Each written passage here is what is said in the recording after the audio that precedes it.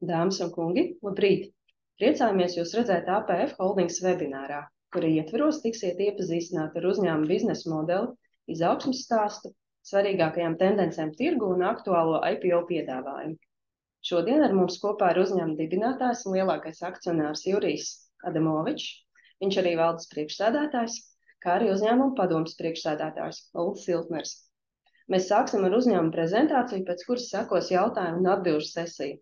Gaidīsim arī jūsu jautājumus Q&A logā, kas atrodams zem prezentācijas. Īsti pēc webināra beigām būs pieejams arī webināra ieraksts. Ar šo dodu vārdu uzņēmuma vadībai. Labrīt visiem! Esiet sveicināti APF Holdings prezentācijā par uzņēmumu sākotnējo publisko piedāvājumu. Prieks redzēt tik daudz dalībnieku šorīt. Es esmu Ulris Siltners, uzņēmuma padomes priekšsēdētājs, un man šis savā ziņā ir tāds īpašs brīdis, jo šis ir mans otrais sākotnējais publiskais piedāvājums, un es varu droši teikt, ka kopš 2017. gada Madara Cosmetics veiksmīgā sākotnējā publiskā piedāvājuma mans viedoklis par biržu nav mainījies, un es ticu un esmu pārliecināts, ka birža ir lielisks veids, kā arī vidēji izmēru uzņēmumiem piesaistīt kapitālu izaugsmei un vienlaikus dot iespēju gan privātiem, gan institucionāliem investoriem kļūt par uzņēmuma līdziepašniekiem. Šodien mēs prezentēsim APF Holdings izaugsmes stāstu, un es jūs visus aicinu izvērtēt, ieguldīt dinamiskā, modernā Latvijas olu ražošanas uzņēmumā un kļūt par uzņēmuma akcionāriem. Un tālāk par visu detalizētāk stāstīs uzņēmuma valdes priekšsēdētājs un biznesa partneris Jurijs Adamovičs. Uldi, paldies par ievadvārdiem. Labrīt, dargie skatītāji, dargie investori. Tad sāksim mūsu prezentāciju, un mūsu IPO attīstības stāsts, viņš pa lielam ir par divām galvenām metrikām. Tas ir par to, kā mēs nodrošināsim mūsu pārdošanas un ražošanas apjomu pieaugumu par 60%, un kādā veidā mēs plānojam četrkāršot mūsu peļņas rādītāju. Notiecīgi nākamās pusstundas laikā mēs mēģināsim atbildēt uz jautājumiem, kādā veidā mēs plānojam to sasniegt, un pats galvenais, kāpēc mēs ticam, ka tas ir reāli sasniedzams un izdarāms.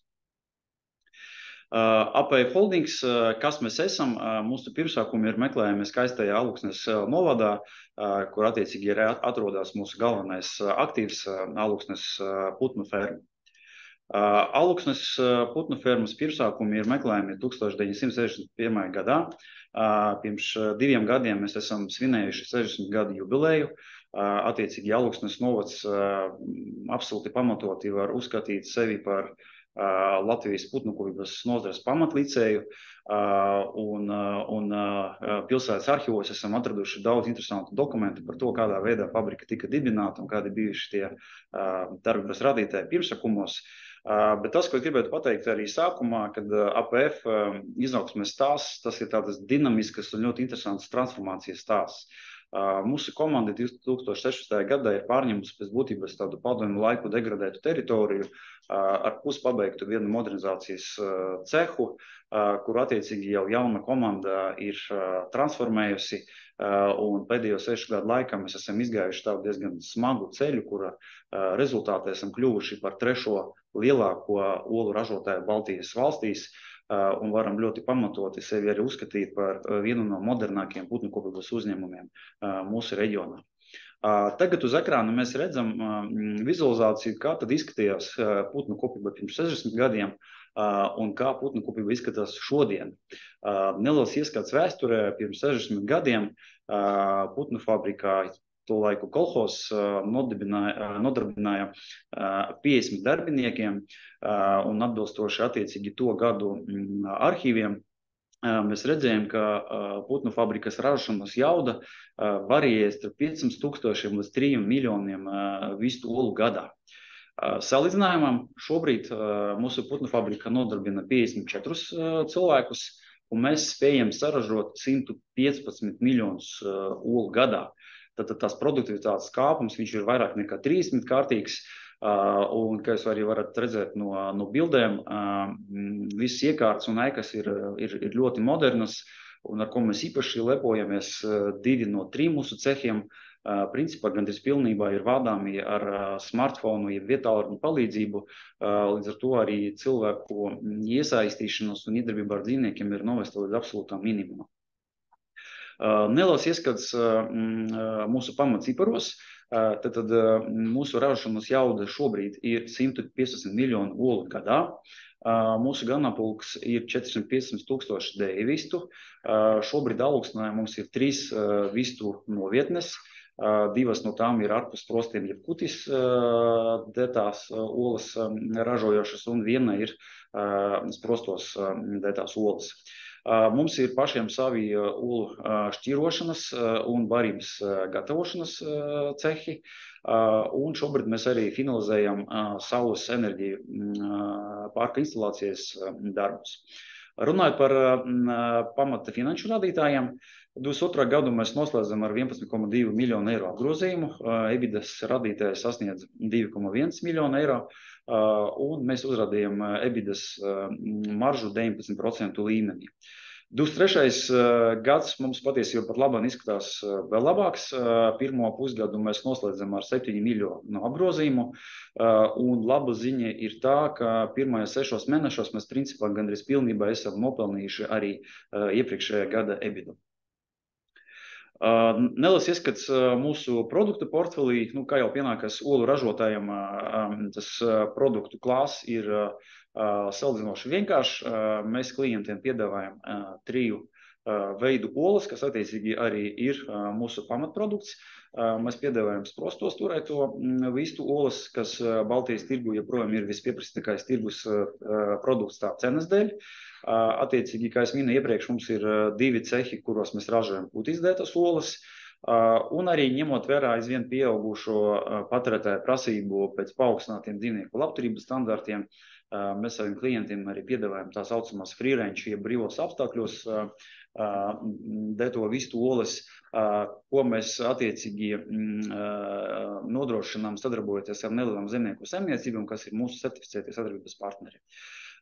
Saražotā produkciju mēs realizējam kā ar savām 2 preču zīmēm. Visplašāk izplatītas Latvijā ir 3 preču zīmes – APF, Oluksne un The Chick Game iepakojumos, un samērā būtisks produkcijas apjoms arī tiek realizēts zem lielveikalu, mazumtirdzniecības tīklu private label zīmoliem. APF grupa diezgan aktīvi darbojas arī pie produktu inovācijām. Šogad mēs esam palaiduši Baltijas tirgumu unikālu produktu olu proteīna smutī, kas ir pieejams 3 garšās – mango, apelsīns un abols. Šī produkti ir šobrīd pieejami Rīmī, Stokman un Arvasīna tīklos, un mēs attiecīgi šobrīd šo produktu ražojam pie mūsu sadarbības partneriem Somijā, bet pārskatāmā nākotnē plānojam attiecīgas ražošanas iekārtas uzstādīt Alūksnē un attiecīgi šo produktu ražot tepat Latvijā. Šogad mēs esam palaiduši arī mobilo spēles aplikāciju. Mūsu olas ir pieejamas tā skaitā Chick Game preču zīmes iepakojumā. Šī arī zināmā mērā inovācija. Mēs esam pirmais pārtikas produktu ražotājs Baltijas valstīs, kas ir mēģinājis tā kā savienot reālo un mobilo spēļu sektoru, attiecīgi piedāvājot saviem patērētājiem lejuplādēt izglītojošu un diezgan aizraujošu spēli, kas attiecīgi arī parāda, kādā veidā tiek olas saražots un kā tas ir iespējams izmantot gan sadzīvē, gan arī pārtikas ražošanā. Šobrīd uz ekrāna jūs redzat mūsu bāzes infrastruktūru. Tātad, kā es minēju iepriekš, Alūksnē mums šobrīd ir 3 moderni cehi. Tālāk attēlā redzamais ir pirmais cehs, kas tika nodots eksploatācijā 2017. gadā, un tas ir attiecīgi cehs, kur tiek ražotas sprostos dētas olas.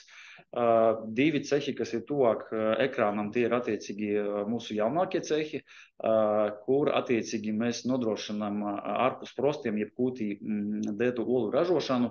Šajos cehos putniem ir iespēja brīvi pārvietoties kūts ietvaros, pārlidot starp stāviem, attiecīgi tad labturības standarti ir ievērojami augstāki. Ar ko mēs īpaši lepojamies, mēs kā uzņēmums mēģinām visu darīt ne tikai efektīvi un pārdomāti, bet zināmā mērā arī estetiski pareizi. Un jūtamies arī tā skaitā ļoti gandarīti par to, ka 21. gadā mūsu pēdējais cehs, trešais cehs mums negaidīti ir izpelnījis Latvijas Arhitektu Savienības balvu, iegūstot bronzas godalgu industriālo ēku segmentā. Tā kā, tas arī ir zināms apliecinājums, ka arī lauksaimnieki prot kaut ko estetiski patīkamu uzbūvēt. Neliels ieskats mūsu vadības komandā. APF grupas valde veido pieredzējuši finansisti. Visai valdi ir ļoti būtiska pieredze bankās un finanšu nozarē. Mūsu finanšu direktors Mihails Keziks ir vairākus gadus darbojies dažādās bankās un finanšu iestādēs, arī kā projektu un portfeļu vadītājs, aktīvu pārvaldīšanas uzņēmums, un šobrīd attiecīgi pārauga finanšu dienestu APF grupā. Hermanis Dogijs ir grupas izpildirektors un attiecīgi tad ikdienā kontrolē visus mūsu ražošanas procesus un arī pārdošanas grupas darbību. Hermanis arī pieredzējis banķieris, ieņemis vadošus amatus vairākas mūsu reģionā pazīstamās finanšu iestādes, bet attiecīgi ir pieņēmis izaicinājumu pievienoties putnu fabrika, jau 7 gadus ir nemainīgs putnu fabrikas vadītājs. Es savukārt esmu uzņēmējs, arī man lielākā karjeras daļa ir saistīta ar finanšu nozari, un arī joprojām es tā kā līdzdarbojos finanšu nozarē, esmu arī Industrabankas līdzipašnieks un padomes priekšsēdētājs, bet būtiskāko savu laika daļu veltu APF grupai un putnukopības nozarei. Papildus pienākumiem APF grupā esmu uzņēmis arī zināmu, tā kā sociālo uzdevumu, un esmu arī Latvijas apvienotās putnukopības nozares asociācijas padomes priekšsēdētājs. Līdz ar to mēs arī iestājamies par nozarei būtiskākiem jautājumiem dialogā ar ierēdniecību un politiķiem. Mēs īpaši lepojamies ar mūsu padomi. Padomes priekšsēdētājs jums labi zināms Uldis Ilniešs, kas ir arī Latvijas biznesa aprindās ļoti plaši pazīstams uzņēmējs, Nasdaq līdzdibinātājs. Kā zināms, Madaras IPO līdz šim ir bijis viens no veiksmīgākiem, ja ne visveiksmīgākais IPO līdz pat šai dienai, un Ulda pieredze ir ļoti noderīga mums gan šajā procesā, startējot biržā, gan arī optimizējot ražošanas procesus, un tā kā Uldam šī pieredze ir ļoti plaša, Uldis arī ļoti labprāt aktīvi dalās ar mums savā pieredzē. Ulda vietniece, padomes priekšsēdētāja vietniece ir Eva Berlaus, kas arī ir Latvijas biznesa aprindās ļoti labi pazīstama persona, kā advokātu biroja Sorainen vadošā partneri.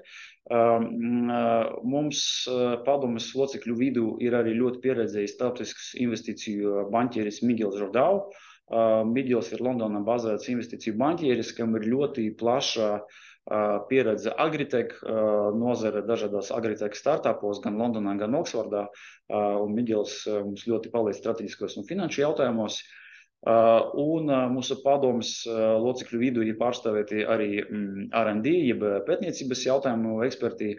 Alfons Adamovičs ir ilgadējis Lauksaimniecības universitātes profesors, ilgadējais agrobiotehnoloģiju institūta direktors un viens no vadošiem lobārības ražošanas pētniekiem Baltijas valstīs. Neliels ieskicējums grupas juridiskajā struktūrā. Ar mūsu emitents, jeb uzņēmums, ar kuru mēs startējam biržā, ir mūsu grupas mātes kompanija, akciju sabiedrība APF Holdings. APF Holdingam ir 500% piederošas meitas sabiedrības. Galvenais aktīvs mūsu grupā neapšaubām ir Alūksnes putnu ferma, kas attiecīgi ir visu nekustamo īpašumu, ēku, iekārtu, zemes īpašnieks un attiecīgi nodrošina arī ražošanas procesus. SIA Oluksne ir uzņēmums, kurš pēc būtības darbojas kā ražotnes operators un nodarbina visus ražošo funkciju nodrošinošo personālu. APF Tradings ir mūsu grupas vairumtirdzniecības uzņēmums. Attiecīgi APF Tradings ir tas uzņēmums, kam ir saslēgti līgumi ar visiem tirdzniecības tīkliem. Ceturtais grupas uzņēmums ir Preļu putni, kas ir dibināts pirms 2 gadiem. Preļu putni, kā jau nosaukums pasaka, ir Preļos bazēts uzņēmums, kuram šobrīd ir uzbūvēti 2 cehi. Un šobrīd mēs Preļu putnu uzņēmumu attīstām kā mūsu cāļu audzēšanas tā kā hubu. Mēs plānojam jau nākošu gadu uzsākt cāļu audzēšanu pašu spēkiem un plāns, ka attiecīgi Preļu putni gandrīz pilnībā nosēks mūsu iekšējās vajadzības pēc jaunām ganapulkiem. Un 5. bet nebūtu ne pēdējais un mazsvarīgāks uzņēmums mūsu grupa ir APF Energy, kas arī ir pirms 2 gadiem dibināts. Un APF Energy mandāts ir atjaunojamas un zaļas enerģijas projektu attīstība. Jau šobrīd APF Energy bilance ir vairāki zemes gabali, kas atrodas turpat aiz putnu fabrikas ar nolūku attiecīgi, kad kucmaisli, ko uzņēmums saražo kā blakus produktu, tiks transportēti uz pieguļošiem zemes gabaliem un tiek pārstrādāti augstvērtīgos zaļas enerģijas produktos. Kāpēc IPO? Ko konkrēti mēs vēlamies sasniegt? Laikam šeit būtu vērts arī piebilst, ka mūsu IPO, varbūt no dažiem citiem emitentiem, kas pēdējos laikos ir startējuši biržā, mūsu mērķi ir ļoti konkrēti izmērami un skaitliski pasakami jau šodien, jo visam apakšā ir ļoti konkrēta investīciju programma. Attiecīgi tas, ko mēs darīsim uzreiz pēc IPO, mēs palielināsim esošo novietņu, jeb cehu skaitu no 3 līdz 5, kas attiecīgi ļaus ganapulka izmēru palielināt līdz 665 tūkstošiem putnu, kas savukārt rezultēsies saražotas produkcijas pieauguma no pašreizējiem 150 miljonu olu gadā līdz 180 miljoniem olu gadā. Uz šo dienu Aluksnes putnu ferma visus ganapulkus iepērk no ārējiem piegādātājiem. Mūsu gadījumā pārstāvtie ir partneri no Polijas, bet attiecīgi pēc IPO mēs plānojam attiecīgi uzstādīt iekārtas Preļos esošos cehos un sākt jaunputnus audzēt pašu spēkiem. Un attiecīgi Preļos esoša infrastruktūra ļaus mums audzēt līdz 250 tūkstoši jaunputnu gadā. Tagad uz ekrāna mēs redzam tādu vizualizāciju, attiecīgi, kā izskatās mūsu infrastruktūra šobrīd, un zaļajā krāsā ir iekrāsotas jaunas celtnes, attiecīgi, kuras mēs plānojam uzbūvēt uzreiz pēc IPO. Attiecīgi tie ir 2 jauni dēvistu cehi ar kartas numuru 8 uz attēla, un mēs plānojam izbūvēt šķirošanas un olu produktu ražošanas cehus. Kopumā mums Aluksne ir ap 32 hektāru zemes, kas attiecīgi liek arī noprast, ka ir diezgan liels izaugsmes potenciāls arī turpmākiem periodiem, un patiesībā šobrīd mēs Aluksnē finalizējam ietekmes uz vidi novērtējumu procedūru, kas ļautu mums ilgtermiņā 5 gadu perspektīvā ražošanas jaudu ganapulka mūsu gadījumā palielināt līdz 2 miljoniem dēvistu. Viena no būtiskākām sadaļām arī mūsu prospektā ir attiecīgi tad, kādā veidā mēs izlietosim publiska piedāvājuma ietvaros piesaistītos līdzekļus. Un uz ekrāna ir šobrīd redzams diezgan detalizēts atšifrējums. Attiecīgi tad katrs no 2 jaunajiem cehiem mums izmaksās 5,6 miljoni. Šajā ciparā ir ietverti gan celtniecības izdevumi, gan arī jaunu iekārtu iegāde, to uzstādīšana, montāža un palaišana. 1,7 miljoni mēs plānojam ieguldīt attiecīgi cāļu audzēšanas iekārtās. 2,9 miljoni mēs plānojam ieguldīt šķirošanas ceha paplašināšanā un 800 tūkstoši eiro mēs plānojam ieguldīt olu produktu ražošanas iekārtās. Varētu rasties jautājums, kāpēc jau šobrīd mēs esam spējīgi tik detalizēti attiecīgi runāt par mūsu izmaksām. Un atbilde šeit ir sekojoša. Kā lauksaimniecības nozarē un pārtikas ražošanas nozarē strādājuši uzņēmums, mēs esam iemācījušies diezgan veiksmīgi izmantot arī Eiropas Savienības struktūra fondu līdzfinansējumu. Un kolēģiem, kas saskarās, viņi ir saskarušies ar Eiropas Savienības projektiem, zināms, ka šie projekti ir pakļauti ļoti stingram publisko iepirkumu procesam. Un tā laba ziņa mūsu investoriem ir, ka APF grupa šim procesam pilnībā izgājusi cauri. Visi tenderi mums ir finalizēti, līgumi ir saslēgti. Attiecīgi tas nozīmē, ka cenas ir nofiksētas un principā viņas vairs arī nevar mainīties. Un es atkārtošu, ka tā ir diezgan laba ziņa mūsu investoriem, jo pēc būtības, ko tas nozīmē, ka ja ne nākamajā dienā, tad burtiski nedēļu, 2 nedēļu laikā pēc IPO mēs principā varam, tā teikt, iedzīt lapstu zemē un sākt celtniecības darbus un sākt šo projektu realizēt. IPO ietvaros mēs plānojam piesaistīt 7 miljonus, kopējās investīcijas, nākamā investīciju kārtā mums ir nepilni 17 miljoni, attiecīgi iztrukstošo finansējuma sadaļu mēs plānojam piesaistīt no Komercbankām, un tā laba ziņa ir, ka pēc stāvokļa šodien mums uz galda jau ir piedāvājumi no 3 Latvijas vadošajām Komercbankām, un attiecīgi mēs plānojam vai nu īsi pirms IPO noslēgumu, vai uzreiz pēc attiecīgi šos finansējuma piedāvājumus translēt jau juridiski saistošajos līgumos. Nākamais būtisks jautājums ir, kas mums liek domāt, jeb ticēt, ka apvienot ražošanas jaudas pa 60% mēs būsim spējīgi tik būtisku pārdotās produkcijas pieaugumu spējīgi realizēt. Un, lai atbildētu uz šo jautājumu, es atļaušos sākt ar tādu kā nelielu makro ieskatu, varbūt nedaudz arī pastāstot par putnukopības nozari un tās tendencēm globāli. Un būtiskākais faktors ir šeit, ir pieprasījums pēc olām kā tāds. Olas vēsturiski ir bijušas un joprojām paliek vislētākais un vispieejamākais dzīvnieku izcelsmes proteīna avots, un pieprasījums pēc olām pasaulē ik no gada pieaug. Skaidrs, ka tam ir arī demografiskā rakstura izskaidrojums, jo aug arī pasaules iedzīvotāju skaits, bet investīciju banku konsensusa viedoklis mēs mūsu analīzē izmantojam Rabobanka pētījumu. Bet principā visi analītiķi ir viensprāts, ka olu patēriņš turpmākajos gados būtiski pieaugs, un tas, kas ir redzams šeit uz slaida, ir Rabobanka prognoze, kas paredz, ka nākamās dekādas ietvaros pieprasījums pēc olām pieaugs vismaz par 25%. Ko ir arī būtiski saprast, ka putnukopības nozare kā tāda ir ļoti efektīva nozare. Patiesībā tā ir visefektīvākā lauksaimniecības apakšnozare, ja mēs runājam konkrēti par dzīvnieku, ar dzīvnieku izcelsmes produktiem saistītām apakšnozarēm. Mēs, teiksim, ne tikai mēs, bet arī lopkopības nozare ļoti plaši izplatīts termins, jeb jēdziens ir barības konversijas radītājs, kas tiek piemērots attiecīgi dažādu dzīvnieku audzēšanas nozarēs. Un tas, ko mēs šobrīd redzam uz slaida, ka ola ir, patiesībā pirmajā vietā ir putnu gaļa un tā seko uzreiz olas. Un šo grafiku interpretējot, mēs varam izdarīt sekojošo secinājumu. Ja mēs pieņemsim, salīdzināsim, cik barības ir nepieciešams izmantot, lai saražotu 1 kilogramu lielopu gaļas vai 1 kilogramu olu masas, tad mēs redzam, ka olu gadījumā barības patēriņš ir pat 4 reizes mazāks.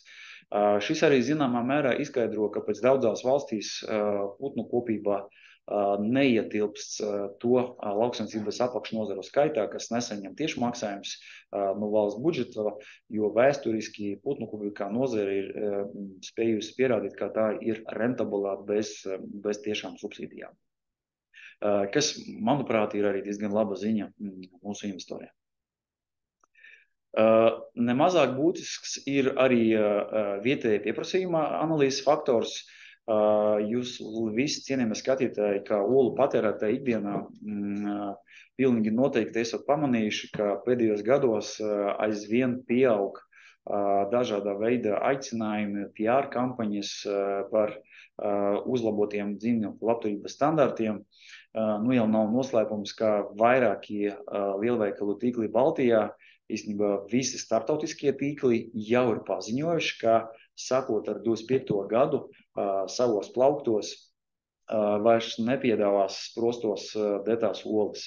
Un, attiecīgi, ko mūsu komanda ir izdarījusi, mēs esam veikuši ļoti detalizētu analīzi, lai attiecīgi tad paskatoties, ko darām mūsu konkurenti, kādas ir olu ražošanas metodas šobrīd Baltijas valstīs, un tā skaitā izmantojot Eurostat Nielsen IQ datus, mēs esam aprēķinājuši, kas varētu būt ārpus sprostiem dēto olu iztrukums Baltijā 25. gadā. Un tas skaitlis, ar ko mēs esam nākuši analīzes rezultātā, ir 363 miljonu ola, kas ir patiesībā milzīgs olu daudzums.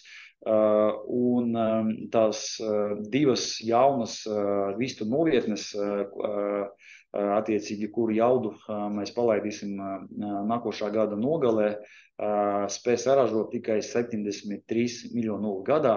Tad mēs runājam, ka mūsu jauna uzinstalēta jauda spēs apmierināt tikai apmēram 5. daļu no šī iztrukstošā pieprasījumā, kas ir varbūt paskaidrot to tēzi, kāpēc no pirmā skatiena varētu likties, ka tie 60% ir diezgan ambiciozs pieaugums. Bet, ja mēs tādu uztaisām deep dive un paskatāmies attiecīgi, tad kāds veidotos iztrukums olu tirgu 2 gadu periodā, tad mēs redzam, ka patiesībā mūsu izvēlētā pieeja viņa ir zināmā mērā arī piesardzīga. Nemazāk svarīgi ir saprast arī eksporta pieprasījumu Eiropas līmenī. Eiropas Savienība vēsturiski ir izcēlusies ar to, ka Eiropa ir neto olu importētājs. Eiropā joprojām importē daudz vairāk olu nekā tā ir spējīga saražot. Arī tādas lielvalstis kā Vācija, Lielbritānija, Itālija ļoti daudz olu importē. Patiesībā olu nozarē tiek izmantots arī tāds rādītājs, kā nācijas pašpietiekamības, nācijas spēja pašiem sevi nodrošināt ar olu. Un šeit parasti speciālisti izmanto tādu iedzienu, kā iedzīvotāju skaita attiecība, jeb deivistu skaita attiecība pret iedzīvotāju skaita. Un, lai nācija būtu pašpietiekama, šim rādītājam jābūt vienādam ar cipru 1. Tādās valstīs kā Lielbritānija un Itālija šie rādītāji 0,6, 0,7. Tad mēs redzam, ka eksporta potenciāls ir milzīgs, jo lieli Eiropas tirgi, vecā Eiropā tā skaitā ļoti lielu daudzumu importē. Un manis pieminēta problēma par paaugstinātiem dzīvnieku labturības standartiem un ražojošās infrastruktūras aizvietošanu. Šī problēma nav tikai Baltijas problēma. Baltijā joprojām 78% no ražošanas jaudām ir sprostos dētas olu rūpnīcas. Arī Eiropā šī ir problēma, ne tik lielā apmērā, bet diemžēl joprojām tā problēma pastāv. Attiecīgi arī Eiropā 40 līdz 50% no ražošanas jaudas joprojām ir sprostos dētas olas, kas attiecīgi arī vēlreiz pastiprina mūsu tēzi, ka APF zināmā mērā ir tādā izdevīgā pozīcija, jo patiesībā mums arī tas starts ir diezgan veiksmīgs, jo pat runājot par šodienas ražošanas jaudām, mums jau gandrīz 2/3 ir ārpus sprostiem dētas olas. Tagad uz ekrāna ir redzams grafiks, kas principā skaitliski parāda manu iepriekšējo tēzi, attiecīgi parādot, kuras no Eiropas valstīm attiecīgi ir olu eksportētāji un kuras valstis attiecīgi ir lielākie olu importētāji Eiropā. Cik jaunas vērtības mēs rādīsim akcionāriem pēc IPO? Tā laba ziņa priekš mūsu investoriem ir, ka APF ir nobriedis uzņēmums ar stabilām pozīcijām tirgū, mūsu atsevišķās produkcijas vienībās atbilstoši Nielsen IQ pētījumiem paņem 3–5% no Baltijas tirgus, ja mēs runājam par kūtis dētām olām. Un, jā, attiecīgi mūsu pašreizējās pozīcijas ir ļoti stipras. Tas tā nav bijis vienmēr. Skaidrs, kā es arī minēju sākumā, APF strauja attīstība ir notikusi pēdējos 5-6 gados. Un šeit būtu svarīgi arī atzīmēt, ka mūsu nozarei, teiksim, viens no tādiem galveniem efektīvās ražošanas priekšnosacījumiem ir efektīva, ja pareizi izplānota ciklogrāma. Un mūsu gadījumā tā ir iespējama, kad eksploatācija ir nodoti vismaz 3 olu ražošanas cehi. Kāpēc tieši 3? Jo dējvistām, teiksim tā, dējvistu, teiksim, derīgas bioloģiskās ražošanas ilgums ir no 15 līdz 18 mēnešiem, kam seko attiecīgi tad putnu nodošana gaļas pārstādes uzņēmumiem, un tas, ar ko saskaramies mēs, kā olu ražotājs, kā ganapulka aizvietošanas periodā, kas parasti ilgs 2–2,5 mēneši, attiecīgi ir jānodrošina ražošanas infrastruktūras mazgāšanos, dezinfekcijas darbi un ganapulka aizvietošana, kas, protams, atstāja arī zināmo spiedienu uz mūsu fiksētām izmaksām, jo šajā periodā attiecīgi uzņēmums saglabājas liels fiksētas izmaksas, bet nav ienākušas naudas plūsmas no realizācijas. Un attiecīgi uzinstalējot, ja pabeidzot 3. ceha, nododot eksploatācijā 3. cehu 21. gadā, APF grupai beidzot ražošanas ciklogrāma ir pilnībā izlīdzināta, un tas nozīmē, ka kalendāra gada ietvaros mēs saviem klientiem esam spējīgi nodrošināt vienmērīgu olu daudzumu. Kāpēc tas ir svarīgi? Tas ir svarīgi arī no finansiāla aspekta. Protams, tas nodrošina nepatrauktu ražošanas ciklu, bet tā laba ziņa ir arī, ka mūsu fiksēto izmaksu bāze pārskatāmā nākotnē vairs nepieaugs proporcionāli olu ražošanas apjomam, jo iepriekšējos investīciju periodos mēs esam veikuši būtiskas investīcijas šķirošanas iekārtu iegādē. Mums jau šobrīd ir šķirošanas iekārtas, kas stundā spēj safasēt virs 90,000 olu stundā. Mūsu barības ražošanas spēks ir spējīgs saražot 4 tonnas barību stundā. Attiecīgi nākamā investīciju fāzē tad mums šī izmaksu postiņa nemainās. Un mēs esam sarēķinājuši, ka vienas olas pašizmaksa mūsu 4. un 5. cehā būs pa 14% zemāk nekā iepriekšējos cehos. Un būtiski arī saprast, ka pabeidzot tekošo investīciju kārtu, mūsu ieņēmumu struktūrā būtiski samazināsies sprostos dēto olu īpatsvars, kas attiecīgi veidos tikai 1/5 daļu no saražātā apjoma, un nav noslēpams, ka jau šobrīd jūs arī kā patērētāji noteikti esat to pamanījuši, ārpus sprostiem dētas olas tiek realizēts ar ievērojumu prēmiju, ar augstāku maržu, un attiecīgi tad šie faktori kopskaita arī dot mums pamatu uzskatīt, ka APF grupas rentabilitāte 25. gada ļoti būtiski uzlabosies. Neliels ieskats mūsu vēsturiskajos un prognozētajos ražošanas apjomos. Attiecīgi 21. gads, kā jūs redzat, mums bija neliels saražotas produkcijas krītums. Tas, ka reiz arī bija saistīts ar to manis pieminēto olu ražošanas ciklogrāmu un jaunu cehu nodošanas eksploatāciju. Diemžēl 21. gadā dēļ Covida mēs nebijām spējīgi saulaicīgi nodot eksploatācijā 3. cehu, bet 22. gads savukārt bija pirmais gads, kad mūsu rūpnīcā uz pilnu jaudu darbojas visi 3 cehi. Tas attiecīgi arī paskaidro tik būtisku ražošanas jaudu pieaugumu.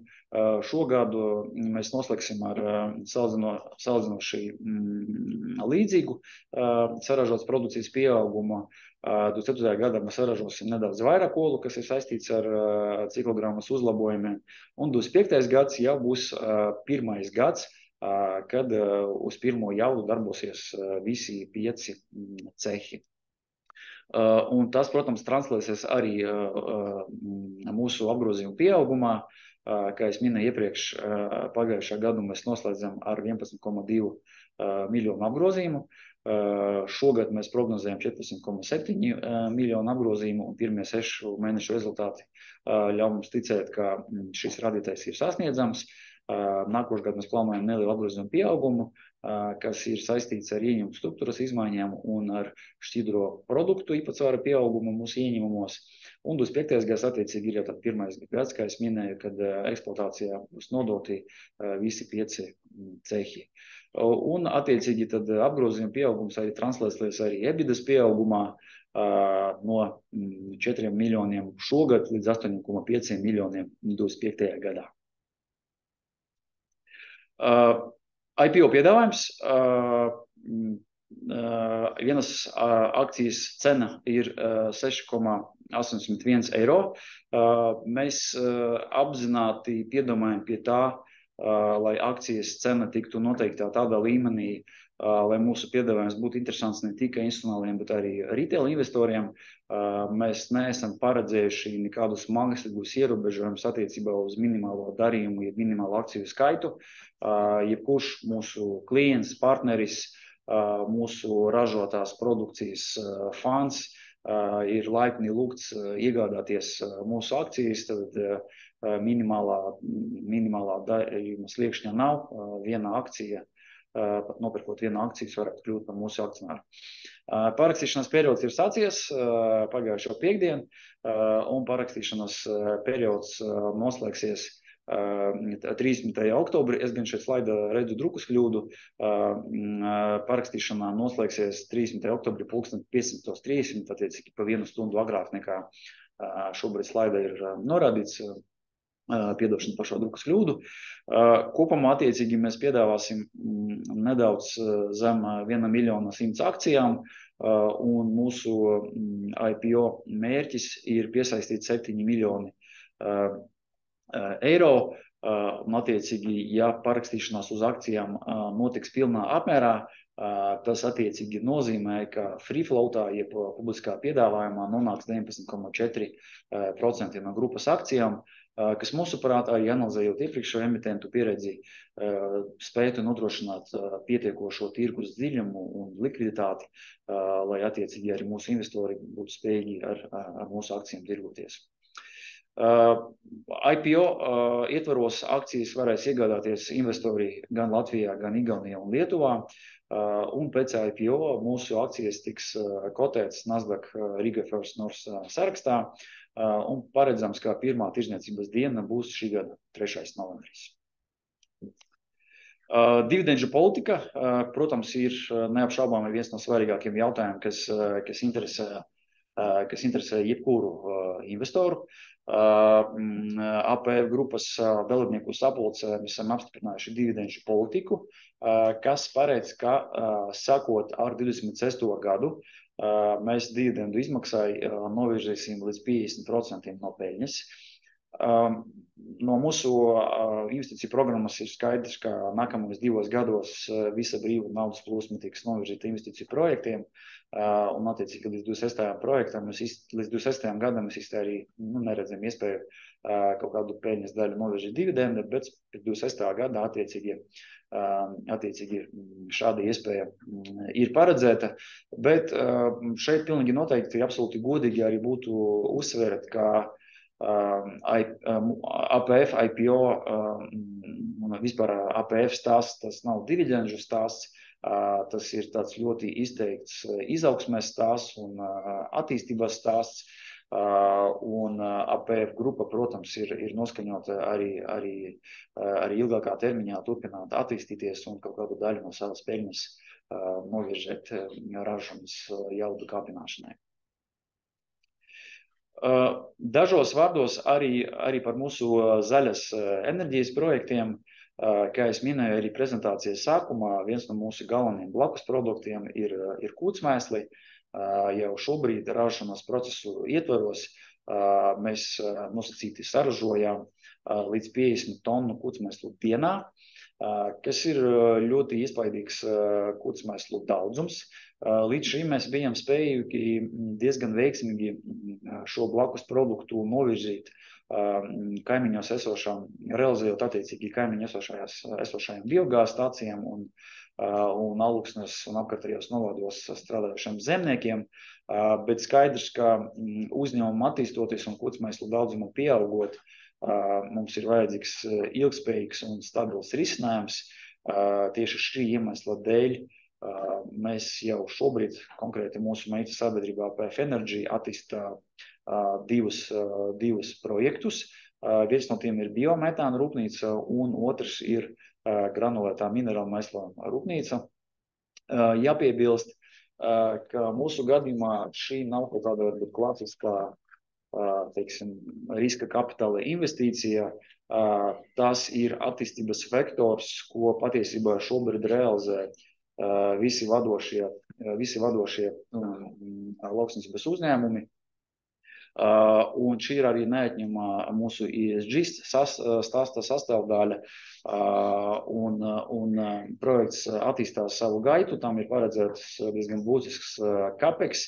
Un tā laba ziņa ir, ka šī projekta vajadzībām mēs jau esam noslēguši dažus saprašanas memorandus, nodomu protokolus par gatavas produkcijas realizāciju ar vadošām starptautiskām trading kompānijām. Jā, tā kā šie projekti ir neatņemama sastāvdaļa no mūsu ESG stāsta, un mēs viņus realizējam, bet tas, ko es gribētu uzsvērt, ka neviens no APF Energy projektiem nav iekļauts IPO vērtējumā, ja mēs attiecīgi to gribētu uzsvērt vērtēšanas nolūkos. Šos projektus esam novērtējuši ar ciparu 0 un uzskatām, ka veiksmes rezultātā šie projekti APF Energy, kā APF grupas uzņēmums, spētu nodrošināt tādu papildus vērtības pieaugumu mūsu akcionāriem. Vispār mūsu ESG stāsts ir mūsu mentalitātes neatņemama sastāvdaļa. Es varbūt ļaušu Uldim šeit dažus vārdus arī piebilst no viņa pieredzes. Jā, te ir svarīgi uzsvērt, ka APF Holdings ir arī ESG stāsts, un man arī pašam personīgi ir ļoti svarīgs faktors ilgtspēja un atbildīga uzņēmēja darbība. Tas ir viens no pamatprincipiem, un uzņēmums ir izstrādājis savu ESG stratēģiju. Pagājušais gads ir pirmais gads, par kuru ir sagatavots arī ESG pārskats. Un tas, ko mēs redzam, ir, ka uzņēmums jau pašreiz atrodas virs nozares vidējā līmeņa, un uzņēmumam ir ļoti labs potenciāls, lai kļūtu par paraugu un nozares līderi ilgspējas jautājumos, un tas būs arī svarīgs fokus, uz ko gan uzņēmuma vadība, gan padome strādās, lai šie te ilgspējas jautājumi tiktu sasniegti un arī turpmāk uzlaboti. Jā, un mēs esam nonākuši līdz mūsu prezentācijas noslēgumam, un attiecīgi tad varbūt noslēgumā gribētos pateikt, ka mūsu investori, mūsu potenciāli partneri, akcionāri, kas izdomās ieguldīt mūsu publiskā piedāvājuma ietvaros, jūs kļūsiet par daļu no finansiāli spēcīga, strauji augošu pārtikas ražošanas uzņēmuma, kuram jau šobrīd ir ļoti stabilas pozīcijas tirgu un kuram ir ļoti konkrēts nākotnes potenciāls, un šim potenciālam apakšā ir ļoti konkrēta investīcija programmā, kura mēs plānojam arī pārskatāmā nākotnē realizēt. Liels paldies par uzmanību, un tagad mēs esam gatavi pāriet pie mūsu klausītājiem, skatītājiem jautājumiem. Paldies par prezentāciju. Mums nu diena ir saņemta vairums jautājumu. Sāksim ar pirmo, bet pirms tam atgādinājums visiem dalībniekiem, lai uzdotu savu jautājumu uzņēmumam, lūdzu izmantojot Q&A sadaļu, ko jūs redzat ekrāna apakšējā daļā. Pirmais jautājums ir par darbiniekiem. Ar kādiem izaicinājumiem jūs saskarieties attiecībā uz darbinieku piesaisti reģionā, kas parasti ir aktuāli uzņēmumiem, kuri strādā reģionos? Šis, es neslēpšu, ir sapiks jautājums ne tikai APF grupai, bet jebkurām Latvijas reģionos esošām ražojošām uzņēmumam. Tik tiešām darba spēka deficīts mūsu valstī ir novērojams, tas nav nekas noslēpums. Mēs līdz šim esam bijuši spējīgi nokomplektēt ļoti spēcīgu komandu. Daļa no mūsu vadības komandas, ja mēs runājam konkrēti par ražotnes komandu, diemžēl braukā uz Alūksni un ikdienā patērē stundu, pusotru stundu braucot vienā virzienā. Diemžēl tā ir tā skarba realitāte. Ja mēs runājam varbūt par mazāk kvalificētu darba spēku, tad ar to piesaistīšanu ir mazākas problēmas. Mums, protams, kā uzņēmumam, kurš regulāri būvē, attīstās un saskarās ar iekārtu montāžas darbiem, regulāri ir pieprasījums arī pēc sezonas darbiniekiem. Līdz šīm mēs esam spējuši to apmierināt gan ar vietojo darba spēku, gan nepieciešamās gadījumā kombinējot ar viestrādniekiem, ieviešot attiecīgi darbiniekus gan no Ukrainas, Moldovas un Vidusāzijas republikām. Tā kā līdz šīm tas ir strādājis. Šobrīd patiesībā mēs arī ar Alūksnes pašvaldību līdzdarbojamies vietējā, es teikšu tā, iniciatīva, bet jau ir konkrēts programmas aplēses par dzīvojama fonda izbūvi viestrādniekiem, jo skaidrs, ja īpaši, ja mēs runājam par attīstību, izaugsmi, tad arī mums būs jāved arī augsti kvalificētie darba spēki uz Alūksni, protams, ir jābūt spējīgi nodrošināt arī kvalitīvi dzīvošanas apstākļi. Tā kā šai virzienā mēs aktīvi strādājam, un par laimi APF nav vienīgais ražojušais uzņēmums Alūksnē, tā kā mums ir arī tā kā līdzgaitnieki, kas arī saskarās ar līdzīgu programmu, un es esmu diezgan pozitīvi noskaņots, kā arī atrisināt dzīvojuma fonda jautājumu Alūksnē, arī attiecīgi mums būs daudz vieglāk uzņēmumu augot, piesaistīt arī augstu kvalificētu specialistus no citiem novadiem. Paldies! Lūdzu, pastāstiet vairāk par eksporta izaugsmes stratēģiju. Baltijas tirgus ir mazs un ir augsts konkurences risks.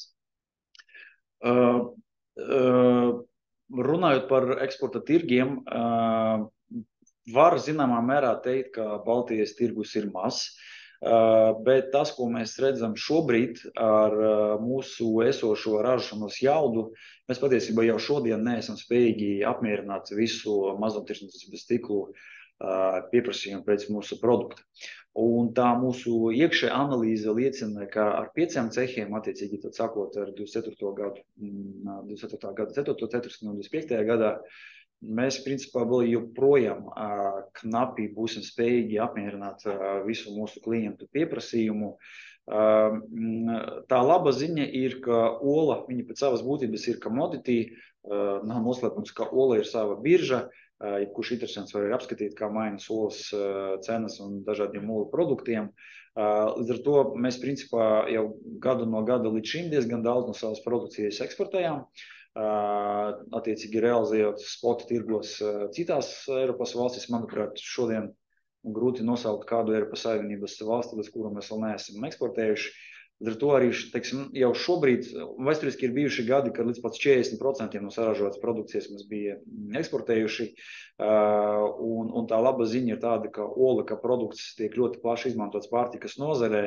Līdz ar to, ja mēs redzam, ka vietējā, ja Baltijas valstu konjunktūra varbūt nespēja mums kā ražotājiem iedot to vēlamo maržu, mēs attiecīgi ļoti brīvi un bez īpašām grūtībām varam savu produktu realizēt Eiropas pārtikas ražotājiem, kas attiecīgi nodarbojas ar pārtikas produktu ražošanu. Paldies! Kāda ir plānotā politika attiecībā uz dividendēm? Šim jautājumam jau mēs pieskārāmies prezentācijas laikā. Vai ir kaut kas, ko jūs vēlētos piebilst? Es varbūt sākšu no Uldis, varbūt no savas puses arī gribēs kaut ko piebilst. Mēs šo jautājumu dzirdam katrā prezentācijā, ar ko mēs uzstājamies ne tikai retail investoriem, bet arī tiekoties individuāli ar institucionāliem investoriem. Es domāju, tā laba ziņa priekš mūsu akcionāriem ir tāda, kad mums daži no padomes locekļiem ir akcionāri, un arī es kā valdes priekšsēdētājs esmu lielākais akcionārs. Angļu valodā tāds labs teiciens skin in the game, kas saka, droši vien latviski ambrazūru uz galdu, varētu teikt. Un, manuprāt, tā mūsu esošā struktūra, kad amatpersonas, atsevišķas amatpersonas ir arī akcionāri, manuprāt, spēs nodrošināt to ļoti pareizo bilanci starp peļņas novirzīšanu attīstībā un izmaksājot dividendus. Es to nekad neesmu slēpis, arī es kā akcionārs esmu ļoti interesēts saņemt dividendus, un es esmu pārliecināts, ka mūsu kolēģi, mūsu uzraudzības kolēģiālais orgāns konkrēti padomē arī rūpēsies par to, lai, protams, arī akcionārs saņem ienesigumu savu ieguldīto kapitālu, bet es ļaušu Uldim arī šeit iekomentēt. Jā, nu kā jau Jurijs minēja, tad APF Holdings stāsts vismaz īstermiņā un vidējā termiņā nav dividendžu stāsts, bet no 26.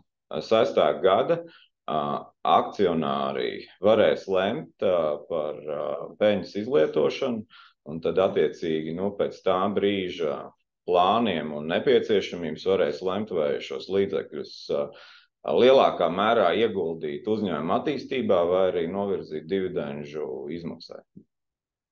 Paldies! Ieskatoties nākotnē, kādu soli produktus plānots ražot? Mēs pilnīgi noteikti ražosim to produktu, kas šobrīd ir pieejams Baltijas tirgu, mūsu olu proteīnu smoothie dzeriens, kas mēs redzam iegūst aizvien lielāko popularitāti. Mēs patiesībā ļoti apzināti arī šo produktu uzreiz laidām tirgu ar atsevišķu preču zīmi FITEC Squared, jeb FITEC kvadrātā, kas kā preču zīme ir piereģistrēta ne tikai Latvijā, bet arī Eiropas Savienībā, jo mūsu ilgtermiņa ambīcija ir attiecīgi attīstīt šo, teiksim, kā veselīgas pārtikas produktu apakšvirzienu, un attiecīgi ilgtermiņā mēs plānojam ar šo preču zīmi un saistītiem produkcijiem startēt eksporta tirgos. Un pārskatāmā nākotnē sāksim arī realizēt pašu ražotos šķidros produktus, visu iespējamos olmasu veidus. Kāds ir jūsu piedāvātais pilnais resursu aprits cikls, to izmantošana un pārstrāde? Es domāju, ka APF pilnīgi noteikti no citiem ražotājiem atšķir tas, ka mēs esam gandrīz pilnībā vertikāli integrēts ražotājs. Pavisam drīz mēs paši audzēsim cāļus, kas principā šo ciklu mūsu gadījumā pilnībā arī noslēgs, jo mēs attiecīgi paši audzēsim cāļus, paši attiecīgi ražosim olas paši šķirojām, fasējām un viņas realizējām mūsu sadarbības partneriem, un arī bārības ražošanu mēs nodrošinām paši. Skaidrs, ka mums nav augkopības virziens, mēs neaudzējam paši graudus, kukurūzu un soju, jo tas, mūsuprāt, ir totāli cits biznes, un šos riskus mēs tā kā negribētu uzņemties. Bet šeit arī jāpiezīmē, ka principā mūsu reģions, Austrumēropas reģions, viņš varbūt arī atšķiras ar to, ka šeit mūsu nozarē strādājušie uzņēmumi apzināti iet pēc tā saucamās vertikālas integrācijas ceļa, kas varbūt nav raksturīgs vecajā Eiropai, tajā pašā Vācijā, Itālijā, Beneluksa valstīs ļoti izplatīts modelis ir, ka tas zemnieks, arī industriālā mēroga ražotājs, viņam vairumtirgotājs piegādā gan jaunputnus, gan barību, un attiecīgi savāc katru dienu visu saražoto apjomu. Līdz ar to tas ražotājs vairāk strādā pēc tā kā pakalpojuma sniedzēja biznesa modeļa.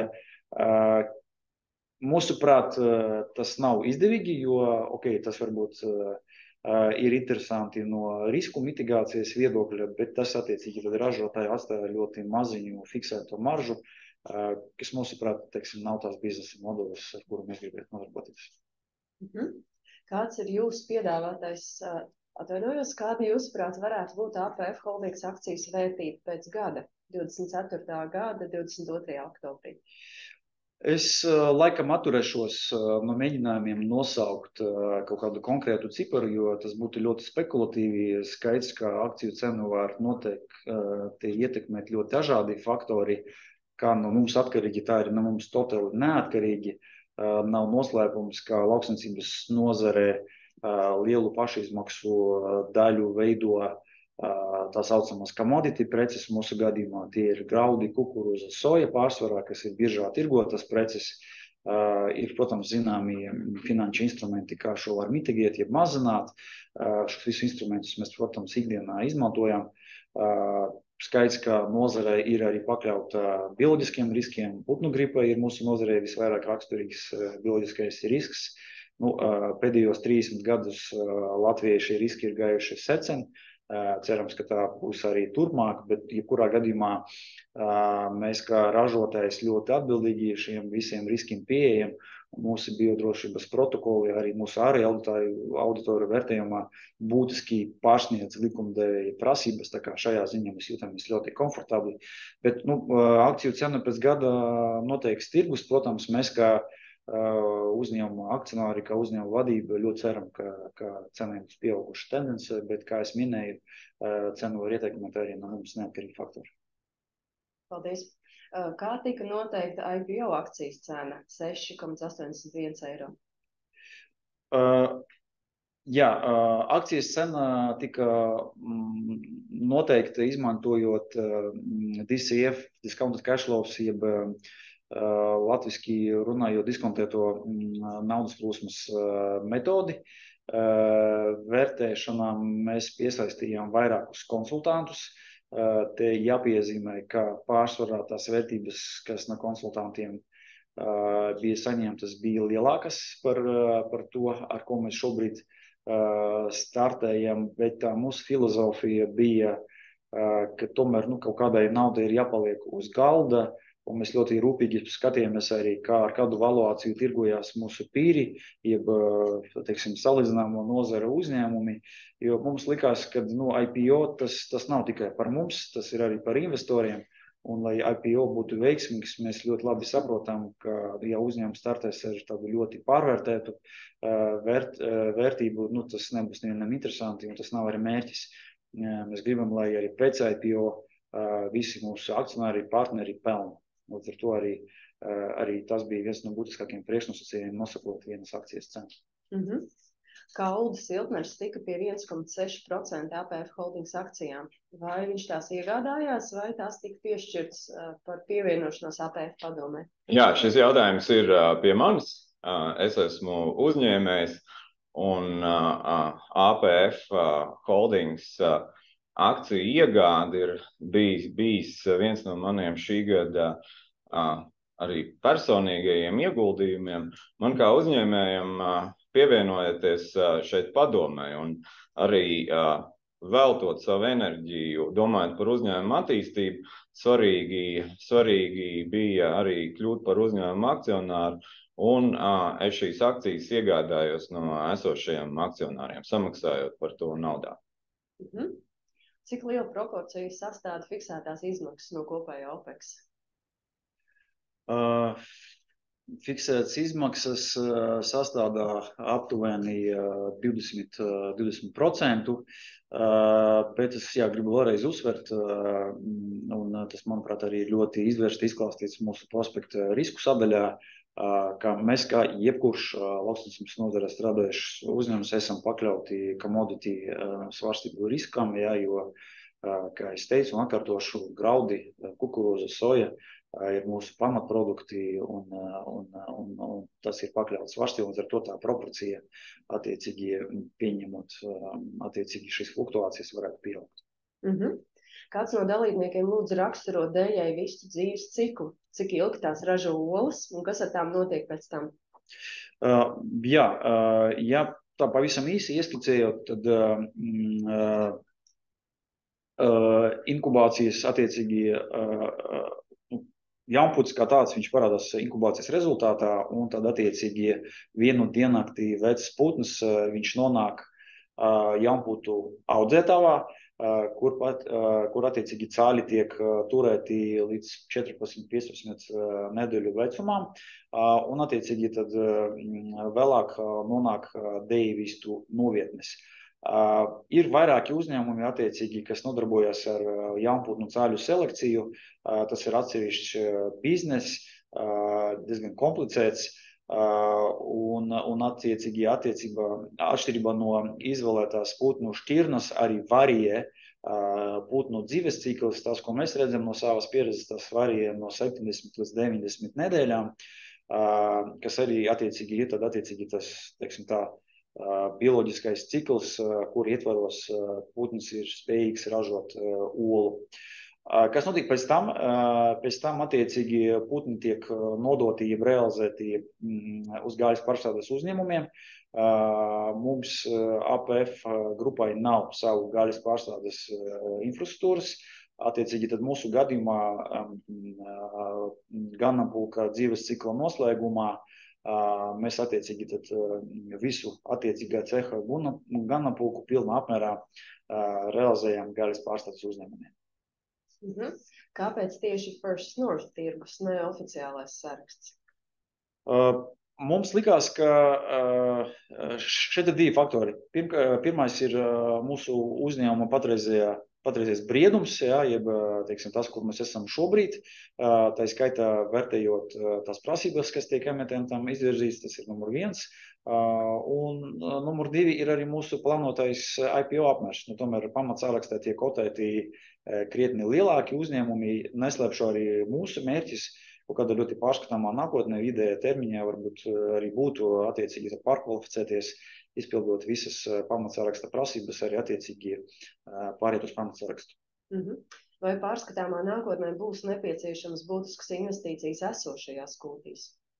Laba ziņa ir, ka nē, un šeit vispār es gribētu uzsvērt arī, kāpēc man kā investoram šī nozare ļoti patīk, ir, ka putnu kopības nozares iekārtām ir ļoti garš derīgās izmantošanas termiņš, ļoti garš amortizācijas termiņš.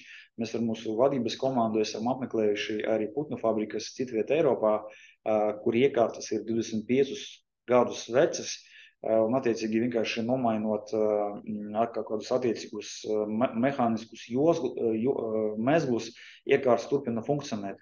Un tā, manuprāt, ir ļoti laba ziņa, ka attiecīgi tad, kad iekārtas jau ir sevi atpelnījušas, un mūsu nozarē tas ir 6-7 gadi, un attiecīgi vēl 20 plus gadi iekārtas principā ir spējīgas funkcionēt un ģenerēt naudas plūsmu bez ievērojamām papildus investīcijām.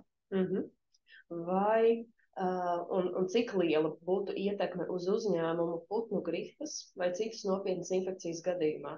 Vai ir izstrādāti pasākumi, lai laicīgi identificētu un izolētu inficētās vistas? Vai arī infekcijas gadījumā būtu jāiznīcina vistas veselā kūtī? Jā, es neslēpšu, ka putnu gripa, jebkura bioloģiskā infekcija, tas ir vissliktākais, kas var notikt ar jebkuru ražotāju, un tas ir pamatrisks, kuru mēs pārvaldām un kas saka, ir ieviesti vairāki protokoli, lai šo risku mitigēt. Atbildot uz konkrētu jautājumu, kas notiek, diemžēl tas scenārijs ir ļoti slikts. Atbilstoši spēkā esošajai likumdošanai mums būtu jāiznīcina absolūti viss ganāmpulks. Jā, protams, mums tāpat kā jebkuram ražotājiem ir apdrošināšanas polises, kas attiecīgi sektu ganāmpulka aizvietošanas izmaksas. Ir spēkā arī valsts atbalsta programmas, kas arī attiecīgi daļēji kompensētu ganāmpulka atjaunošanas izmaksas. Bet tā slikta ziņa ir, ka, ja tu esi spiests ganāmpulku likvidēt, tad vismaz 6 mēneši ir vajadzīgi ganāmpulka aizvietošanai, un tas neapšaubāmi nozīmē, ka tavu vietu uz plaukta aizņems kāds cits, tu esi izsists no aprites, un tad attiecīgi ir pēc tam zināms darbs būs jāveic, lai savas pozīcijas tirgu atgūtu atpakaļ. Bet es gribu uzsvērt vēlreiz, ka atbilstoši vairāku auditoru vērtējumam, tā skaitā mēs nesen esam izgājuši kārtējo ļoti prestīžu starptautisko Food Safety and Security auditēšanas raundu ar vērtējumu izcili, kas attiecīgi tad atkārtoti apstiprina faktu, ka mūsu biodrošības protokoli krietni pārsties to, ko pārtikas veterinārais dienests šobrīd no ražotājiem pieprasa. Kāda ir uzņēmuma konkurētspēja salīdzinot ar Polijas uzņēmumiem? Tā labā ziņa ir, ka Polijas tirgus viņš pats par sevi ir ļoti interesants un viņš ir ļoti liels. Polijā, es nemaldos, ir 3,5 vai 3,7 miljoni iedzīvotāju. Polijas tirgu pēc būtības darbojas 8 lieli ražotāji, un Polija ir viena no tām valstīm, kas saražo nedaudz vairāk nekā pati patērē, un tas, ko mēs redzam arī no statistikas datiem, tā laba ziņa arī par mūsu nozari ir, kad olu cenu statistiku publicētāja skaita Eiropas komisija, tā ir pieejama jebkuram interesantam, un tas, ko mēs redzam, ir, ka Polijā vēsturiski cenas vienmēr bijušas augstākas nekā Baltijā. Un tas patiesībā ir tirgus, kas mūs arī interesē, un tas ir tirgus, kurā virzienā mēs arī skatāmies iekšēji attiecīgi plānojot savu eksporta stratēģiju. Paldies! Cik tālu spējat aizeksportēt olu? Kāds ir derīguma termiņš olai? Ļoti labs jautājums. Mēs, kā es iepriekš minēju, līdz šim mēs esam, manuprāt, gandrīz uz katru Eiropas valstī aizveduši savas olas. Pat uz tādām valstīm kā Itālija, Portugālija, tā skaitā arī Lielbritānija. Tas, kas ir jāievēro olu un olas produktu transportēt, ir temperatūras režīms. Olu glabāšanas termiņš Eiropā ir 1 mēnesis, bet šeit es gribētu pieminēt, ka tādās valstis kā ASV olu derīguma termiņš ir 2 mēneši, apvienotajos Arabu Emirātos vispār 3 mēneši. Tā kā tādā ziņā ola ir diezgan pateicīgs produkts, tā skaitā būvējot eksporta biznesa modeli. Paldies. Un šobrīd pēdējais jautājums, ko mēs esam saņēmuši. Ja kādu apstākļu dēļ būtu jāatjauno ganāmpulks, vai tam tiek veidots atsevišķs uzkrājums? Ja es saprotu, tad jautājums ir drīzāk grāmatvedisks. Jebkurā gadījumā, iegādājoties ganāmpulku, mēs par to samaksājam. Ja, teiksim, tāpat kā jebkuru, teiksim, mūsu gadījumā ganāmpulks ir devis tiek uzskatīts par aktīvu, un attiecīgi pirms ganāmpulks nonāk mūsu cehā, mēs uz to brīdi attiecīgi jau esam pilnībā norēķinājušies ar ganāmpulka piegādātāju. Un šeit droši vien arī ir liederīgi liekurreiz piebilst, ka visi ganāmpulki ir apdrošināti, un ja arī kaut kas notiek pēc sliktā scenārija, mēs jebkurā gadījumā saņemsim apdrošināšanās atlīdzību. Paldies! Mums ir vēl viens jautājums. Cik liels spēlētājs Eiropā pēc jūsu domām vai mērķiem APF būtu pēc 10 gadiem? Ja godīgi, mēs iekšēji diskutējam par 5 gadiem, mums ir ļoti konkrēti mērķi no apgrozījuma viedokļiem 5 gadu periodā. Un 5 gadu periodā mēs pilnīgi noteikti gribētu būt viens no vadošajiem putnukopības un zaļas enerģijas holdingiem Ziemeļu Eiropā. Un, manuprāt, šis ir ļoti reāli sasniedzams mērķis. Pēc 10 gadiem pilnīgi noteikti, es domāju, mēs gribētu dubultot savu 5 gadu mērķi, bet jebkurā gadījumā ilgtermiņā mēs sevi redzam kā starptautisku uzņēmumu, kas ražo ļoti kvalitatīvu, ilgspējīgu produktu, un, protams, ilgākā termiņā mēs ļoti labprāt skatīsimies uz paplašināšanos iespējām arī ārvalstu tirgos, un esam gatavi šai virzienā aktīvi darboties. Bet pa priekšu, protams, mēs fokusējamies uz to investīciju programmu, kas šobrīd ir paredzēta, jo skaidrs, ka esošās investīciju programmas veiksmīga realizācija ir pamats jebkurām nākotnes izaugsmes ambīcijām. Paldies. Un vēl viens jautājums. Kāds ir apgrozījuma sadalījums pa valstīm? Kā es teicu, sākumā atbildot uz vienu no jautājumiem, tas apgrozījums viņš mēdz mainīties, jo vairāku faktoru dēļ. Tāpat kā jebkurš ražotājs, mēs šad tad realizējam kaut kādu olu apjomu spot tirgos uz eksportu, jo nav noslēpums, ka Rietuma Eiropā cenas uz mūsu produkciju ir lielākas, un attiecīgi mēs esam spējīgi produktu pārdot dārgāk tur, tad mēs to arī darām. Bet tā vēsturiski caurmērā skatoties, ap 60% ir vietējais tirgus un 60% vietējais tirgus, es domāju, Latvija, un 40% ir eksports. Jāsaprot, šeit arī tajos 40% mēs arī iekļaujam Latviju un Igauniju, jo pārdodot attiecīgi, ja realizējot preces, piemēram, tām pašam Rīmi tiklām un attiecīgi piegādājot mūsu mūsu produkciju Rīmu distribūcijas centrām, mēs nevienmēr varam izkontrolēt, vai konkrētā olu paka tiek realizēta Liepājā vai kaut kur Kaunasā, jo to mēs tiešām nezinām. Bet vēsturiski tā eksporta proporcija ir bijusi ap 40%. Vai eksporta valstīs būtiski mainās cena par olu? Eiropas valstīs tā cena tik tiešām mainās. Es neteiktu, ka tā mainās ļoti būtiski. Būtiskām olu kāpumām vai pazeminājumam vairāk ir tā kā sporadisks tāds raksturs, kas parasti ir izskaidrojams ar kaut kādiem tādiem one-off, jeb spontāniem notikumiem, kā pieņemsim putnu gripas uzliesmojums kādā no valstīm. Un mēs patiesībā to novērojam katru gadu, jo īpaši Dienvidu Eiropā ir pakļauti šiem riskiem. Ir bijuši gadi, kad Beneluksas valstis bijušas tam vairāk pakļautas. Ko tas nozīmē priekš mums? Tas nozīmē, ka tajās valstīs attiecīgi tiek masveidā iznīcināti ganapulki. Tas nozīmē, ka tajās valstīs iestājās milzīgs olu iztrūkums, cena ļoti strauji aug. Un skaidrs, ka mēs, kā jebkurš uzņēmums, kura primārais mērķis ir pelnīt, mēs šīs iespējas cenšamies izmantot. Un ļoti bieži tā ir tāda ļoti delikāta iekšējā dilemā par to, kā pareizi izmantot šīs iespējas, bet tāpat laikā nesabojāt attiecības ar mūsu klientiem šeit, jo skaidrs, ka vietējie tīkli, viņi rēķinās, ka noteiktu olu apjomu mēs būsim spējīgi piegādāt. Bet, es atkārtošos, protams, kad tādas iespējas pavērās eksporta tirgos pārdot dārgāk, mēs, protams, cenšamies viņas izmantot. Paldies! Esam atbildējuši uz visiem saņemtajiem jautājumiem. Atgādināšu, ka drīzumā būs pieejams arī webināra ieraksts, tāpēc sekojiet līdzi APF Holdings jaunumiem. Paldies par kopā pavadīto stundu, bet pirms mēs noslēdzam webināru, ir vēl viens pēdējais jautājums. Kā jūs esat? Tātad, kāda ir jūsu situācija, jeb stāvoklis salīdzinājumā ar Baltikovo?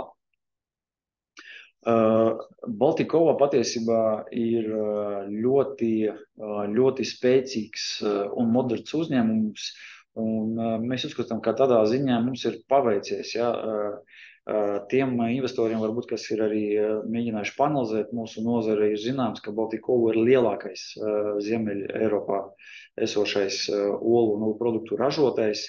Ļoti moderns uzņēmums ar diezgan lielu robotizācijas pakāpi ražošanas procesos. Un mēs to uztveram kā plusu, jo tas, teiksim, to konkurences latiņu, ražošanas procesu, efektivizācijas latiņu pats ir ļoti augstu, un tā zināmā mērā arī mūs uzmundrina būt ļoti moderniem un vienmēr domāt par tehnisko procesu uzlabojumiem un optimizācijas iespējām. Tā kā, manuprāt, tas ir ļoti plus, un patiesībā arī Baltikovo biznesa modelis, kas ir izteikti uz eksportu orientēts, patiesībā arī zināmā mērā apliecina to, ka tā mūsu izvēlētā stratēģija viņa ir pareiza, un ņemot vērā milzīgu olu iztrūkumu Eiropas tirgus griezumā, mums ir pārliecība, ka vietas pietiks gan Baltikovo, gan mums, un tas ir mūsu rokās, ka teikt, Latviju padarīt par tādu izteikti putnukopības nozares čempionu Eiropas mērogā. Es domāju, visi priekšnosacījumi tam ir izveidoti. Paldies! Webināram atvēlētais laiks ir noslēdzies. Mēs ceram, ka jums bija interesanti un veiksmīgi investēšana. Paldies! Paldies visiem skatītājiem!